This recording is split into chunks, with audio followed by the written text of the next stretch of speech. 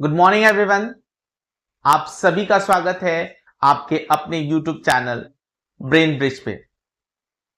आज के YouTube session में हम आपके लिए एक नया वीडियो लेकर आए हैं, how to write answers like a topper.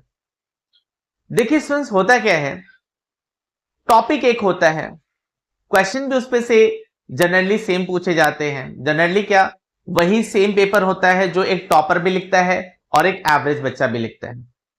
तो टॉपर्स को टॉपर जैसे मार्क्स मिल जाते हैं, एवरेज बच्चे को एवरेज मार्क्स जैसे मार्क्स मिल जाते हैं।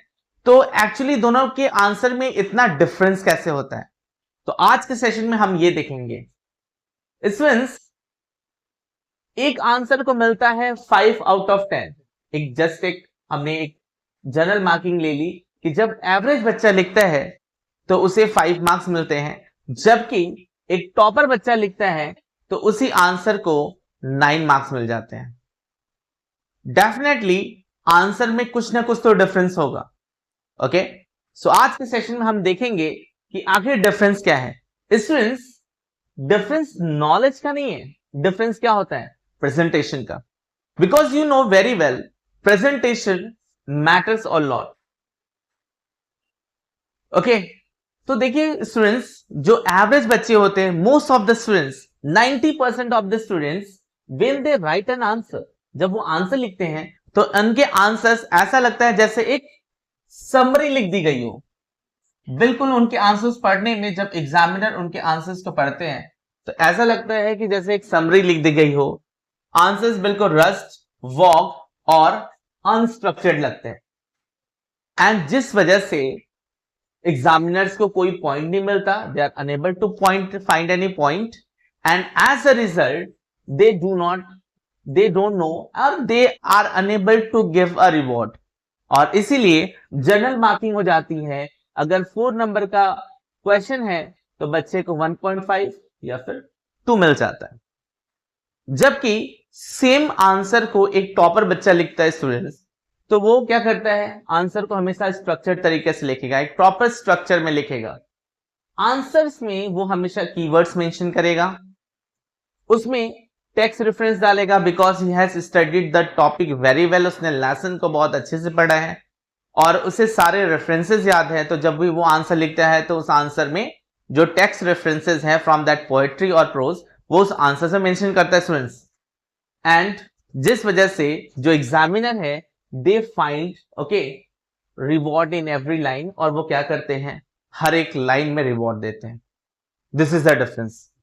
तो स्टूडेंट्स, अभी हम लोग एक एग्जाम्पल लेंगे और एक एग्जाम्पल से समझेंगे कि आखिर किस आंसर को हम एवरेज कह सकते हैं और कौन सा ऐसा आंसर है जिसपे हम मैक्स मार्क्स गेन कर सकते हैं। ओके, तो चलिए एक एग्जाम्पल लेते हैं स्टूडेंट्स। एक क्वेश्चन है, explain the theme of my mother eight 66। यही क्वेश्चन है, क्वेश्चन लिख लेते हैं और फिर देखते हैं कि जब एक टॉपर बच्चा लिखेगा तो वो मार्क्स को कैसे लिखता है आंसर। एक टॉपर बच्चा आंसर को कैसे लिखेगा, जबकि एक एवरेज बच्चा जो होता है वो आंसर को कैसे लिखता है। मैंने स्टार्टिंग में बताया स्टूडेंट्स, यहां पर नॉलेज का डिफरेंस नहीं है, यहां पर डिफरेंस है प्रेजेंटेशन का। ओके, सो लेट्स सी कि इसी क्वेश्चन को, explain the theme of my mother eight 66, इस क्वेश्चन को एक एवरेज बच्चा कैसे लिखेगा। देखिए वो करता है क्या है, वो अपने आंसर को ऐसे प्रेजेंट करता है जैसे कि उसने एक आंसर नहीं बल्कि एक summary.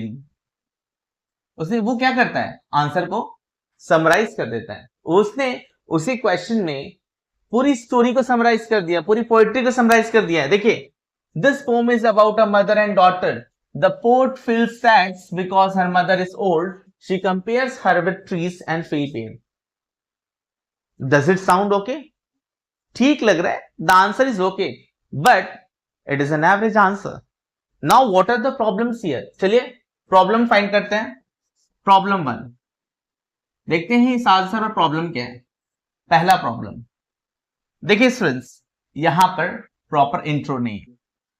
Now what do you mean by intro. देखिए, इस आंसर की शुरुआत होनी चाहिए थी मेंशनिंग द ऑथर।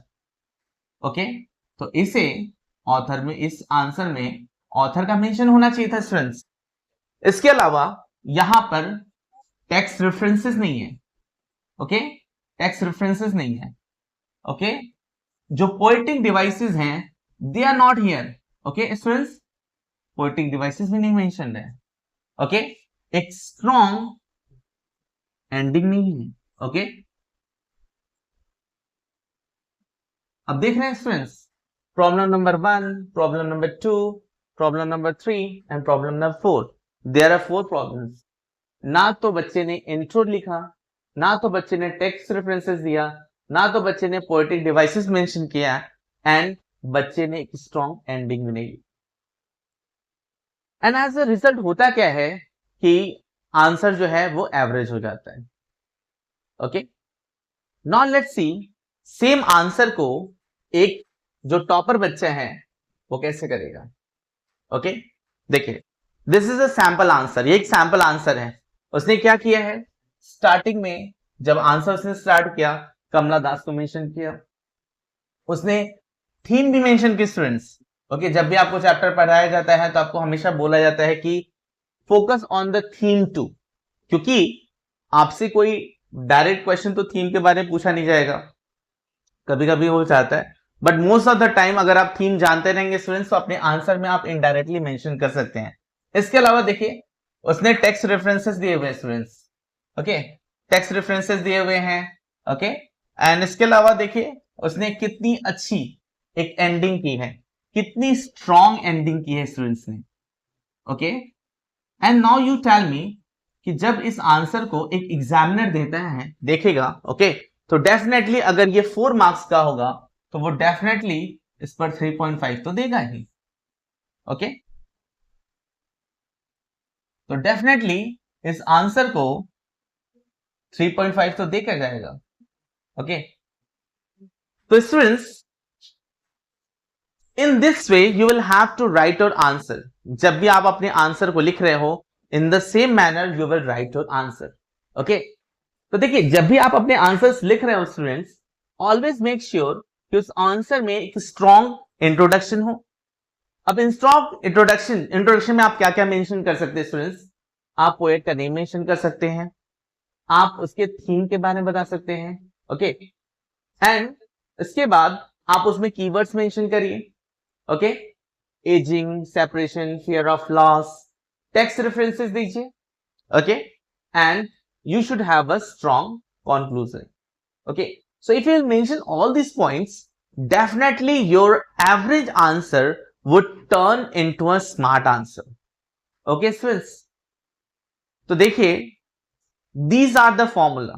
तो ये आपको स्ट्रक्चर हमेशा अपने माइंड में रखना है स्टूडेंट्स। जब भी आप आंसर लिख रहे हो तो हमेशा एक strong introduction, then explanation, then keywords and then proper conclusion।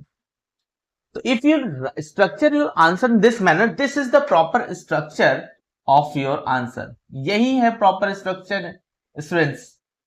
अगर इस तरीके से आप अपना आंसर लिखोगे तो आपके आंसर में अच्छी मार्क्स मिलेंगे और डेफिनेटली एग्जामिनर हर एक लाइन पर आपको रिवॉर्ड देगा, okay. Mark my words, okay students. So okay, in this way always always keep some points in your mind, okay। कुछ ऐसे पॉइंट्स हैं जो आपको हमेशा अपने दिमाग में रखने हैं, जैसे कि always open with the poet's name and poet title, ठीक है। जब भी आप लॉन्ग आंसर टाइप क्वेश्चंस को अटेम्प्ट कर रहे हो, हमेशा इस पॉइंट्स को ध्यान रखो कि हमेशा जब भी आंसर की शुरुआत करो, स्टार्टिंग में पोएट का नेम और उसका टाइटल जरूर मेंशन करो स्टूडेंट्स। इसके अलावा जो पोएट्री के या प्रोज के जो भी हो, जिससे भी क्वेश्चन पूछा जाए, whether it is from poetry, whether it is from prose, जहां से भी क्वेश्चन हो स्टूडेंट्स, आप उन कोड्स को याद करो चैप्टर से और उन्हें डायरेक्टली आप अपने आंसर मेंशन करो। इसके अलावा आपको यह भी याद होना चाहिए कि कौन कौन से लिटरेरी डिवाइसेस उस चैप्टर में यूज हुए हैं, ओके। एंड आंसर लिखते वक्त उन लिटरेरी डिवाइसेस को भी आप अपने आंसर में जरूर मेंशन करिए बच्चों, ओके। और जब ये सब हो जाता है, आप स्टेप नंबर 1 कर ले रहे हो, आप स्टेप नंबर 2 कर रहे हो, आप स्टेप नंबर 3 कर रहे हो, and the last step is end with the universal theme. Okay, well this is connected to the poetry. Okay, this specific poetry, but आप एक उसे स्ट्रॉन्ग एंडिंग दे सकते हो. तो if you will write your answers like this, definitely आपका जो answer होगा वो एक स्ट्रॉन्ग आंसर, एक अच्छे आंसर बदल जाएगा, and you will also score like a topper. तो आज का सेशन हम यहीं पर एंड करते हैं बच्चों. नेक्स्ट सेशन में मिलेंगे, फिर हम और एक नए टॉपिक पे बात करेंगे. Till then, bye bye, like, share and subscribe. Thank you.